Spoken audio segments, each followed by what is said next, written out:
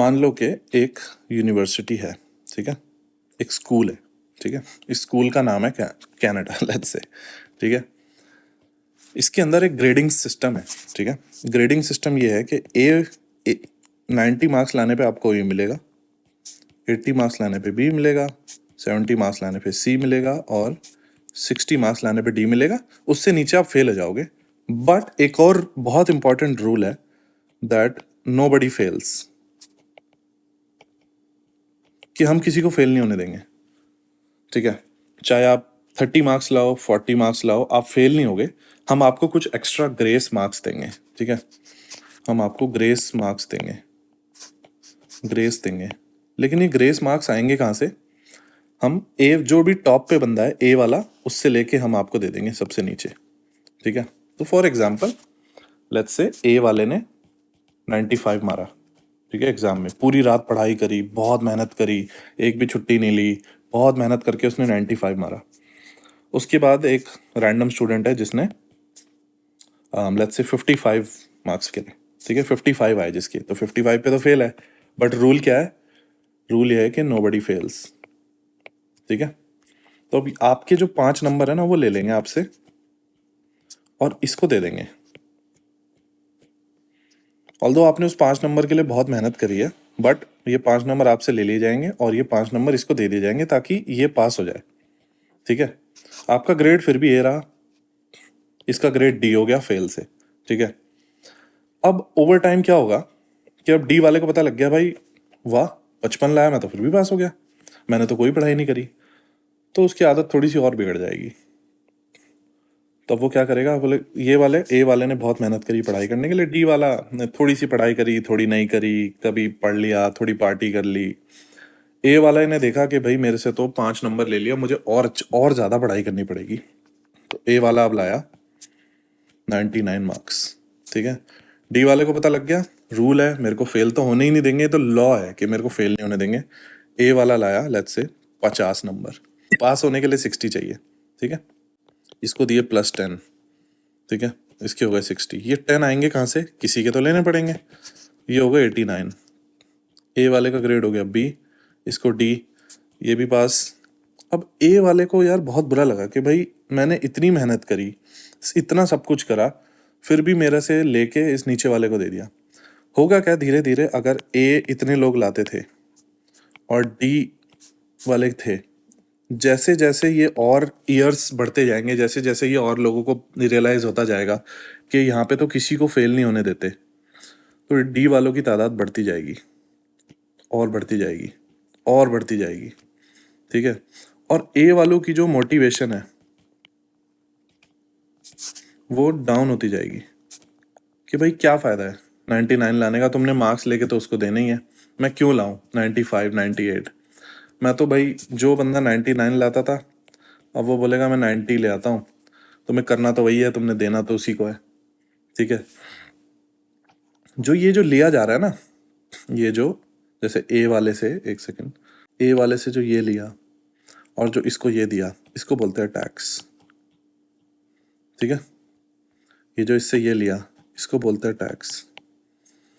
अब एक टाइम पे प्रॉब्लम ये आएगी, जो कि आप लोग देख ही रहे हो, आपने गैस कर ही लिया होगा, कि डी वाले इतने बढ़ जाएंगे, इतने बढ़ जाएंगे डी वाले, कि आपके पास ए वाले से मार्क्स लेने के लिए बचेंगे नहीं, क्योंकि ए वालों की भी तो मोटिवेशन खत्म हो रही है। तो एक टाइम ऐसा आएगा कि डी वाले ऐसे हो जाएंगे जिनके 0 भी मार्क्स आएंगे, जिसके 5 नंबर आएंगे, 10 आएंगे, लेकिन डी वाले को तो पता है मेरे को फेल नहीं होने देंगे, कहीं ना कहीं से मेरे को यूनिवर्सिटी कहीं मार्क्स दे के 60 तक पहुंचा देगी, बस 60 तक पहुंचा देगी, ठीक है।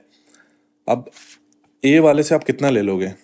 तो आज से 50 साल पहले जो टैक्स ब्रैकेट था, टैक्स टैक्स मतलब कि जो मार्क्स उससे छीने जाते थे डी वाले की हेल्प करने के लिए, वो लेट्स से 30% था। अब कुछ साल बीत गए, डी वालों की पॉपुलेशन बढ़ती गई बढ़ती गई बढ़ती गई, अब ए से लिया जा रहा है 47%। होगा क्या धीरे धीरे? डू यू थिंक डी वाले और ज़्यादा मेहनत करेंगे इस स्कीम की वजह से कि किसी को फेल नहीं होने दिया जाता, या फिर वो लोग कम मेहनत करेंगे day by day? My guess is कि वो लोग कम मेहनत करेंगे, और हिस्ट्री में भी हमने यही देखा है कि जो लोग बेनिफिट्स के आदी हो जाते हैं वो लोग बहुत कम मेहनत करते हैं, ठीक है। तो अब एक ही सोल्यूशन है, ए से और ले लो, ए के 55% मार्क्स ले लो और इसको दे दो, डी वाले को दे दो, ताकि वो पास हो जाए, बस फेल ना हो। रूल हमारा ये है। एक टाइम ऐसा आएगा कि ए वाले के पास देने के लिए मार्क्स नहीं बचेंगे, क्योंकि सब लोग एवरेज के पास आ जाएंगे। मान लो ये एवरेज है, ठीक है, एवरेज क्लास का 75 है। धीरे धीरे जो ए वाला था, जो 90% लाता था, जो हाई मार्क्स लाता था, वो धीरे धीरे धीरे धीरे यहाँ आने लग जाएगा, और जो फेलियर है वो तो वहीं रहेगा। तो ये जो एवरेज है ओवर टाइम, फेलियर है जैसे जो जिसके 5 नंबर आते थे, 10 नंबर आते थे, ठीक है, 10 नंबर आते थे, वो यहीं रहेंगे। अब धीरे धीरे क्लास का एवरेज यहाँ शिफ्ट हो जाएगा, क्योंकि ए वाले की तो आपने मोटिवेशन ही खत्म कर दी। वो 90 लाता है, उससे अब 10 मार्क्स आप छीन लेते हो, छीन के इसको दे देते हो, डी वाले को। तो जो क्लास की एवरेज है वो धीरे धीरे 65 मूव हो जाएगी, ठीक है। डी वालों की तादाद और बढ़ जाएगी। ओवर टाइम होगा ये कि ये एवरेज कम होती रहेगी धीरे धीरे ना, और कम हो जाएगी, 55 हो जाएगी, क्योंकि डी वालों की पॉपुलेशन बढ़ती जाएगी बढ़ती जाएगी बढ़ती जाएगी, और ए वालों की मोटिवेशन आपको पता है कम हो रही है दिन ब दिन। तो ये जो मार्क्स लिए जा रहे हैं, दिस इज कॉल्ड टैक्स, ठीक है। सिंपल में ये वीडियो बनाने का छोटा सा लॉजिक ये है कि मैं इशारों में आपको एक चीज समझाना चाहता हूँ। जो मेरिट है ना, मेरिट है कि जिसने जितनी मेहनत करी, ठीक है, उसको उसके हिसाब से रिवॉर्ड मिलना चाहिए, कि हार्ड वर्क के हिसाब से उसको रिवॉर्ड मिलना चाहिए, ठीक है। जितनी मेहनत करी उसके हिसाब से रिवॉर्ड होना चाहिए, ना कि एक आपने रूल बना दिया कि नोबडी फेल्स, नोबडी फेल्स, तो बस अब जो ए वाले हैं उनसे लेते रहो, ए वालों के पास खत्म हो जाए तो बी वालों के पास आ जाओ, बी वालों के पास खत्म हो जाए तो सी वालों के पास आ जाओ, लेकिन डी वाला कभी फेल नहीं होना चाहिए, डी वाला कभी भी फेल नहीं होगा, ठीक है। इसको दैट्स हाउ टैक्स वर्क्स। जितनी डी वालों की तादाद बढ़ेगी, जो कि बढ़ ही रही है ओवर टाइम, आप देख ही रहे हो, उतना ज़्यादा ए वालों से टैक्स लिया जाएगा। धीरे धीरे टैक्स की जो परसेंटेज है वो बढ़ती रहेगी, और बढ़ा देंगे। कभी कोई नया टैक्स आ जाएगा, कभी कोई और नया टैक्स आ जाएगा। एक टाइम ऐसा आएगा कि आप के इतना अनबियरेबल हो जाएगा टैक्स। ऑब्वियसली इमीडिएटली नहीं आएगा, couple of 50 years, let's say another 50 years में, अगर ये सिस्टम ऐसा ही रहा कि हम किसी को फेल नहीं होने देंगे, चाहे वो पढ़ाई करे ना करे, चाहे वो पूरी रात पार्टी करे, सुबह आके बस वो पेपर अटेम्प्ट कर दे, बस पेपर में अपना नाम लिख दे, उसको हम फेल नहीं होने देंगे। अगर यही एटीट्यूड गवर्नमेंट का रहा, तो ए और बी वालों को इतना देना पड़ेगा जस्ट टू सपोर्ट ये डी वाले, जो पढ़ाई नहीं करते, जो मेहनत नहीं करते, ठीक है। अब मैं डायरेक्टली नहीं बोल सकता कि ये डी वाले कौन है। आप अगर सोसाइटी में रहते हो, आपको, अगर आप समाज में रहते हो, आपको पता है डी वाले कौन होते हैं, जो मेहनत नहीं करते, ठीक है, जो ना पढ़ाई लिखाई करते, कुछ नहीं करते। ए वाले वो होते हैं जो हार्ड वर्क करते हैं, ठीक है। अब एक टाइम ऐसा आएगा, इतना ट्रांसफर होगा वेल्थ, इतना ट्रांसफर होगा टैक्स के फॉर्म में, कि ए वालों की मोटिवेशन खत्म हो जाएगी। अब इसी की वजह से जन्म होता है रिवर्स माइग्रेशन का, कि लोग कनाडा छोड़ छोड़ के जाने लगते हैं। बाय बाय, सॉरी, मैं ऐसी जगह रहना पसंद करूंगा जहां पे मेरी मेहनत के हिसाब से, हार्ड वर्क के हिसाब से मेरे को उतना ही रिवॉर्ड मिले। जितनी मैं मेहनत करूं उतना रिवॉर्ड मिल जाए। अगर मैं ज्यादा मेहनत कर रहा हूं तो I should get to keep more, अगर मैं कम मेहनत कर रहा हूं तो I should get to keep less, simple, ठीक है। मेहनत के हिसाब से होना चाहिए, ना कि एक एक रूल है कि बस नोबडी फेल्स। अब चाहे उसके लिए जो करना पड़े, चाहे उसके लिए मनी प्रिंट करना पड़े, ठीक है, मनी प्रिंटिंग करना पड़े, जो कि गवर्नमेंट ने पिछले ईयर्स में करी, रिसेंट ईयर्स में बहुत ज़्यादा मनी प्रिंटिंग करी, जिसकी वजह से इन्फ्लेशन हुआ, ठीक है।